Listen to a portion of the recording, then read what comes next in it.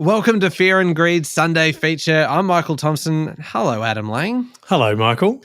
Now, Adam, continuing our goal every week of giving you some good Sunday listening, we have reached deep into the archives for this one. We've gone all the way back to November of 2020 and Sean Aylmer's interview with David Brown. Who's David Brown, you might ask? I'm tipping you probably wouldn't ask because chances are you'll know who he is. He's the host of one of the most successful podcasts in the US called Business Wars. That he is, Michael. He's one of the original gurus, one of the OGs of podcasting, and he is brilliant. He also has one of the finest voices, I think, ever, and he's a music fan. So, there's a lot to love about this guy, but really what got us into this interview for Fear and Greed was not just his status with Business Wars, one of the OG podcasts, but the fact that he has unearthed through this series of Business Wars so many great stories. And it's like a game of sport. So Coke versus Pepsi, Netflix versus Blockbuster, Nike versus Adidas, Marvel versus DC Comics, PlayStation versus Nintendo. What they do is they create all of these different stories about the business battles that have played out through history and go behind the scenes to the people and some of the competition and really some of the very underhand and obvious ones that we know about, but a lot of the stuff that we've never heard about in how these stories have evolved. Michael, one of my very favorites of this, and it won't surprise you, Napster versus the record labels. And in my case, I was there. I was at one of the record labels during this time. And so that was particularly interesting for me. You're really reaching back even further into the archives for that one, aren't you, Adam? But as you say, these are household names. These are your kind of your Pizza Hut and Domino's and FedEx and UPS. And so they are global businesses, massive companies, and the incredible stories that happen behind the scenes. And David Brown is a fantastic storyteller. It is a fantastic interview by Sean Aylmer. I hope you enjoy it.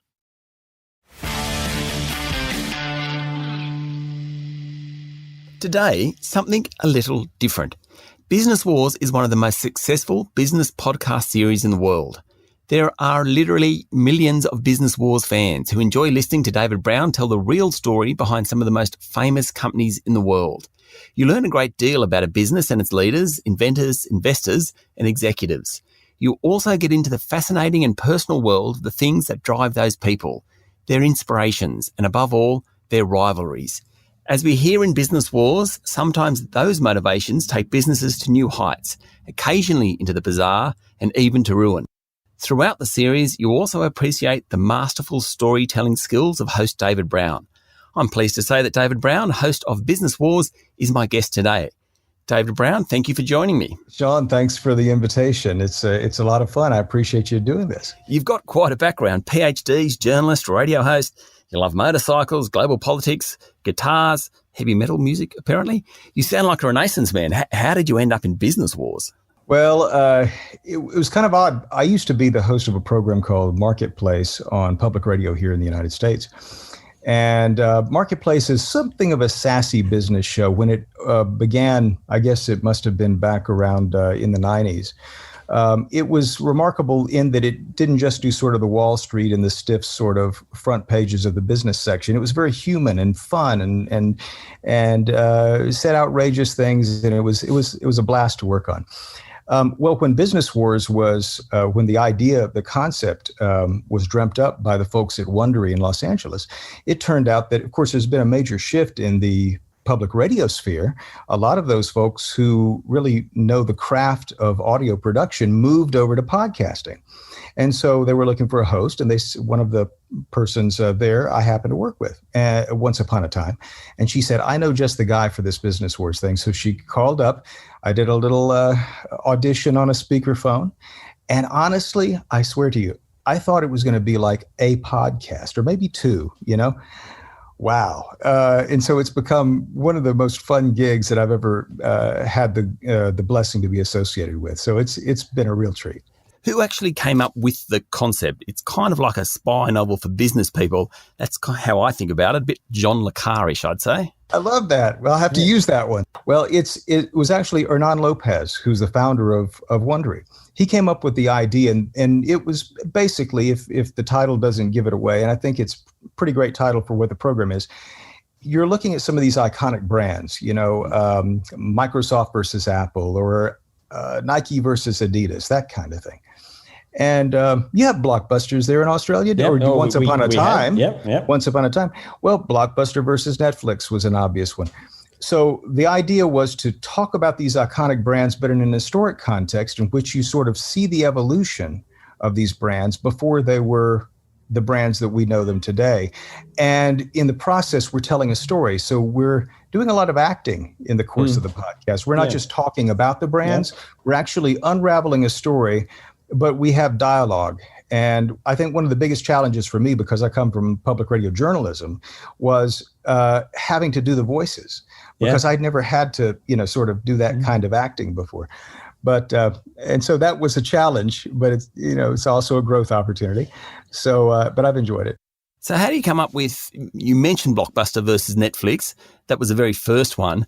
But then you've gone on to do so many other ones, big wars between different organizations in different sectors. It's quite incredible information you get. Listeners give us great ideas. Now, I should tell you that we have Wondery has a terrific staff of researchers and writers. In fact, some of the people who have written these series have literally written the book on the industries that we're talking about, right? Right. So, for instance, when we did, I don't know if you've ever heard the name UNIVAC, but UNIVAC was one of the first computers. And UNIVAC versus IBM sort of laid the groundwork for what would ultimately become the personal PC revolution. Yeah. And so we had, as one of the writers for that series, someone who had actually been a part of what is considered to be the definitive book. But then you have to tweak it and twist it, because as I'm sure that a lot of your fans know, and I'm certain that you do, writing for the ear is a different animal than writing for the eye, So we have editors who will try to pull this apart and get it more in line with the oral storytelling tradition. And that's before I get a chance to see it. Right. And then when I'm doing the podcast, I'm in a little booth here at my house, and have a producer in one ear, and we're going through the script, and quite often we're having to redo things and that sort of thing. But she's listening in and correcting me or telling me, no, that he needs to be mad, So there's a good bit of that going on in the process of recording. And then that audio gets sent to a sound designer, and the sound designer works in the sound effects and the music and all that based on cues that have been provided by the producer.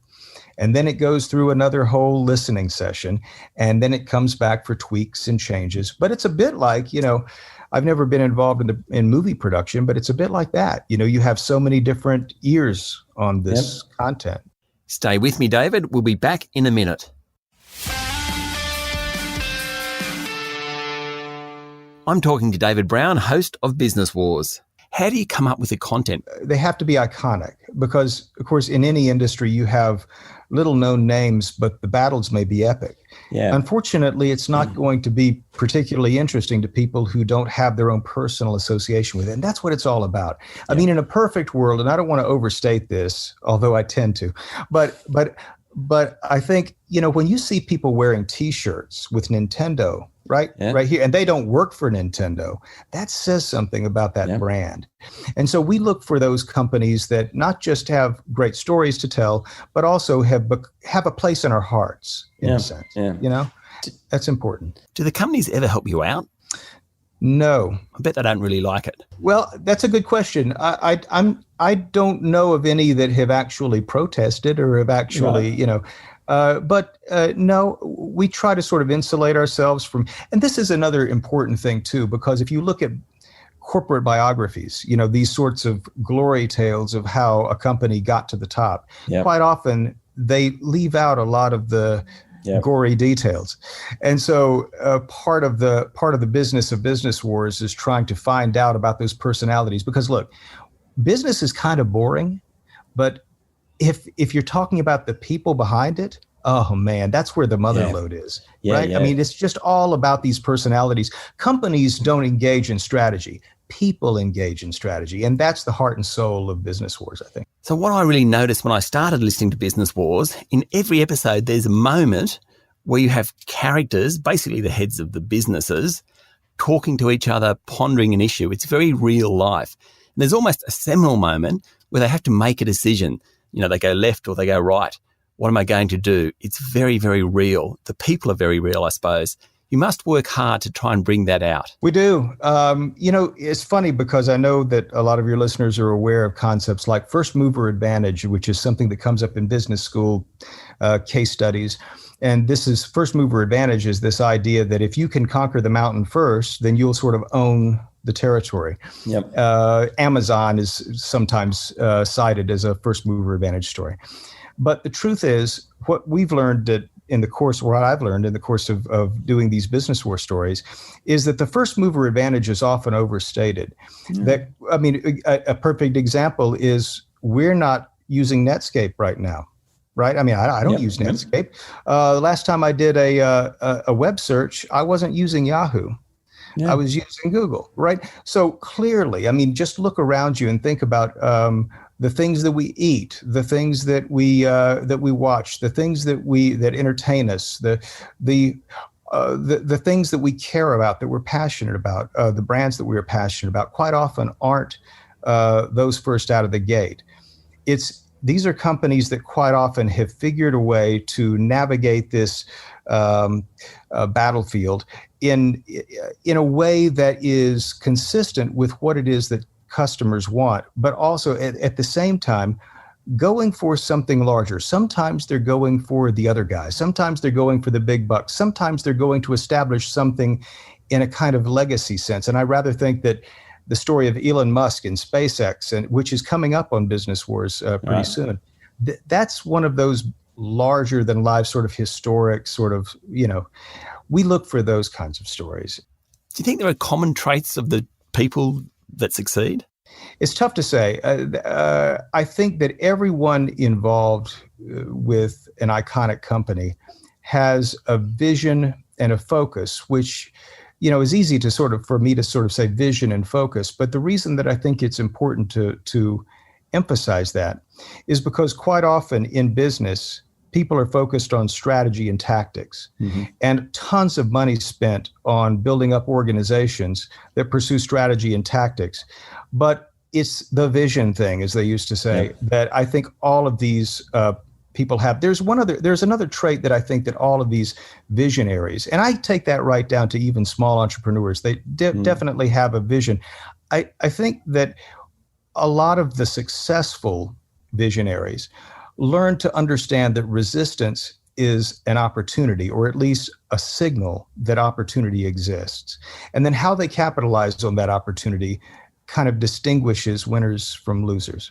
So with several of the podcasts, as they go through the war, you can actually see each side trying to work out what the other is doing and not really knowing. And often both of them are on a knife's edge about whether they're going to make it. But it sort of highlights your point here. It's about resilience. It's about beating the odds. I was thinking about, I don't believe Southwest Airlines flies to Australia, but not yet.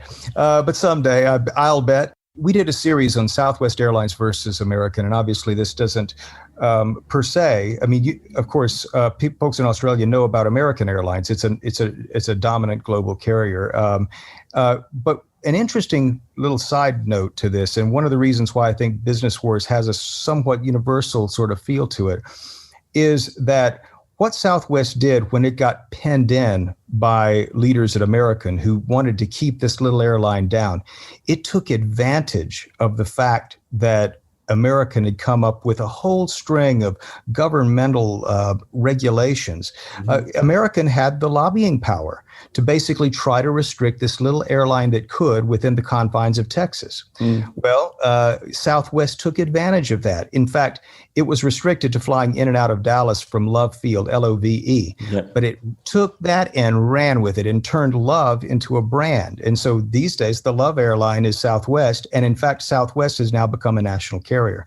So that's a very small story, but I'm saying that anyone who knows or is interested in business or the way that these fights happen can extract incredible tales from companies that may not yet be completely global, but no doubt Southwest is going to be one day.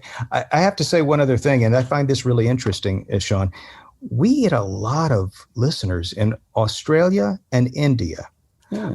Now I'd have to go back and do the numbers here, but I have to say that for some reason we really a lot of listeners, and it's not just that they're listening, they're commenting too. We get tons of comments from folks in Australia and India.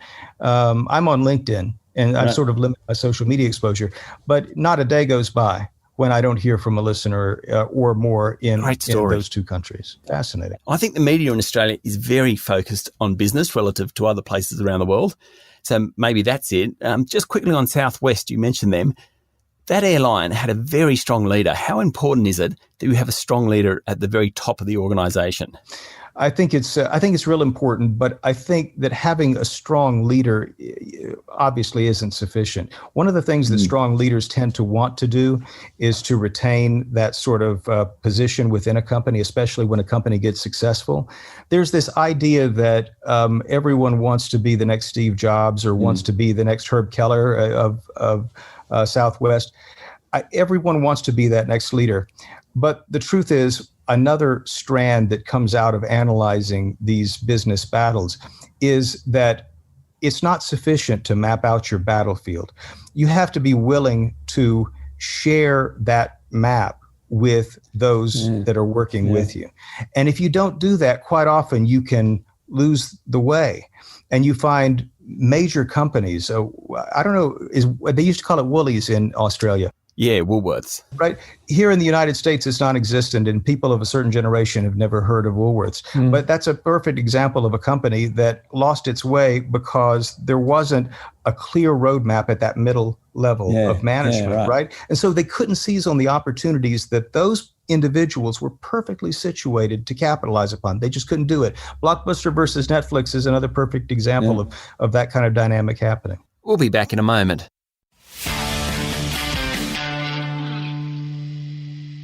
My guest this morning is David Brown, host of Business Wars. So what are your favourite business wars? Fender versus Gibson comes to mind. Yeah, but that's personal. That one for you. Yeah, it sure is. I'm a guitar player. I'm looking at one or two right now, and wanting to get one out. Yeah, I love Fender versus Gibson, and that's we were talking a little bit about first mover advantage. That's another example of how it's not sufficient to be a good first mover. You've got to get it right again and again and again. And one of the interesting things is there a winner between Gibson and Fender? Yeah. You could say that maybe no, but that's because both companies have done so well in challenging each other over the years to improve the caliber of the product. And so Gibson and Fender is one of those that still waging wars. Pizza Hut and Domino's, McDonald's and Burger King, Adidas and Nike, FedEx, UPS, I think you did them. All of those, they've probably become better as a result of the war. No question about it. I mean, Domino's was inedible by some accounts for quite a while, but in fact, it was realizing what they had to do to survive, and that was made apparent by the fact that Pizza Hut was almost untoppable. Neither company really embraced social media as it should have, but when Domino's did finally wake up to the fact that something was going on social media about their company, they realized that their product, they had a choice to make. They had to either admit that their product wasn't good. I mean, just it wasn't tasty, as all of the haters were saying online. Yeah. Well, I say that they had a choice to do that or not. No, it really ultimately at the middle level, people who were sensitive to this stuff realized that they didn't have a choice. If they wanted to survive and ever have a hope of topping Pizza Hut, they would have to embrace the hate. And that's what they did. It started an epic campaign, an ad campaign globally, in which Domino's said, no, we stink, but we're going to get it right. And we challenge you to check us out again. And it revolutionized the company. And within 10 years, Domino's was the #1 selling pizza brand on the planet. And it still is today. The people that had the license down here also have it for France and Germany and Japan, Luxembourg. And it's one of the best stocks on the local market in the last 5 years or so. Incredible. So just before we go, what have you got coming up? Tesla, obviously, or Elon Musk at least. Well, yeah, let the cat out of the bag there. Jim Beam and Johnny Walker are coming up as well. Yeah, we have some of the college testing companies that are on the line in our Wondery Plus series. So yeah, we have some pretty exciting ones. I don't know. I think we recently concluded the denim wars with Levi's and Wrangler jeans, and we're just finishing up this is not a typical business war, but it's the war among the brothers of the Gallo wine company. Boy, it's a family war, but it's a bloody war too. It's a really interesting one. You have Gallo wine there in Australia. Look, I was actually looking at that episode this morning, and I don't know if we do. I bet you do, and you don't even realize it. These guys are monsters. They're huge. Yeah, absolutely. Yeah, but Australia has wonderful wines, so we're very proud of our wines. Anyone interested in wines and the wine industry will absolutely eat up the Gallos. David, thanks for speaking to Fear and Greed. Sean, thanks so much for taking time to talk. Appreciate it. That was David Brown, host of Business Wars.